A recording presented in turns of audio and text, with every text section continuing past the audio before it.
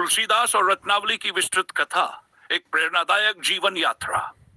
तुलसीदास का नाम भारतीय इतिहास में उन संतों में शुमार है जिनकी भक्ति और कृतित्व ने करोड़ों लोगों के जीवन को प्रभावित किया। लेकिन क्या आप जानते हैं कि तुलसीदास के जीवन का प्रारंभिक चरण इतना सरल नहीं था। उनकी पत्नी रत्नावली ने उन्हें वह सीख दी जिसने उनके जीवन को एक साधारण इंसान से महान संत में बदल दिया। यह कथा मोह, माया, प्रेम और आत्म जागृति की अनमोल कहानी है। तुलसीदास का बचपन। तुलसीदास का जन्म उत्तर प्रदेश के एक छोटे से गांव राजापुर में हुआ। उनका बचपन बड़ा कठिन था। जन्म के समय ही उनकी मां हुलसी का निधन हो गया और कुछ समय बाद पिता आत्माराम दुबे ने भी संसार त्याग दिया। नवजात तुलसीदास को पालने वाला कोई नहीं था। उनकी देखभाल उनके गुरु नरहरिदास ने की। कहते हैं तुलसीदास ने जन्म लेते ही राम का उच्चारण किया, जिससे यह माना गया कि उनका जीवन भगवान राम की भक्ति के लिए ही समर्पित है। युवावस्था और विवाह, मोह का आरंभ। युवावस्था में गुरु की आज्ञा से दास का विवाह रत्नावली नाम की एक सुंदर और तेजस्वी स्त्री से हुआ। रत्नावली बेहद विद्वान थी और अपनी सरलता और प्रेम से तुलसीदास को मोहित कर लिया। लेकिन शादी के बाद तुलसीदास अपनी पत्नी के प्रति इतने आसक्त हो गए कि वे हर समय उनके साथ ही रहना चाहते थे। उनका संसार बस रत्नावली के इर्द गिर्द घूमता था।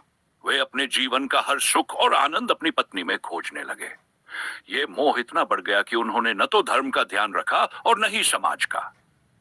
रत्नावली का मायके जाना और तुलसीदास की बेचैनी। एक दिन किसी पारिवारिक कारण से रत्नावली अपने मायके चली गई। तुलसीदास को उनके बिना चैन नहीं आया। दिन रात बेचैनी से भर गए।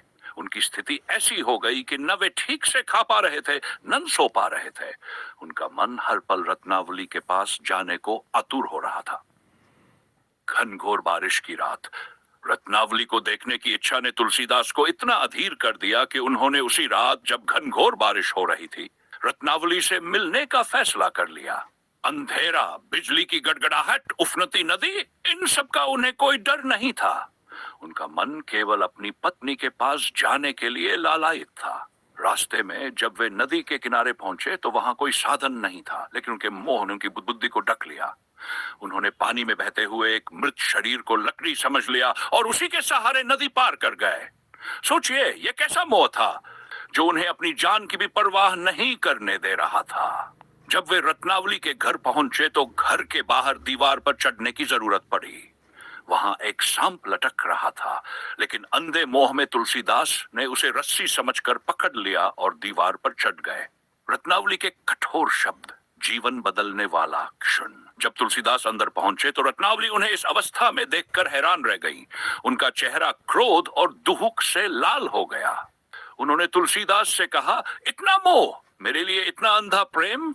यदि ये लगाव तुमने भगवान के चरणों में लगाया होता तो आज तुम्हारा जीवन धन्य हो गया होता। ये देह जो हाड मांस का बना है, तुच्छ और नश्वर है। तुम इसे पाने के लिए अपनी जान जोखिम में डालकर आए हो। ऐसा प्रेम व्यर्थ है जो तुम्हें भगवान से दूर कर दे। रत्नावली के ये शब्द तुलसीदास के दिल में तीर की तरह चुभ गए। वे स्तब्ध रह गए। उनकी आंखें खुल गई।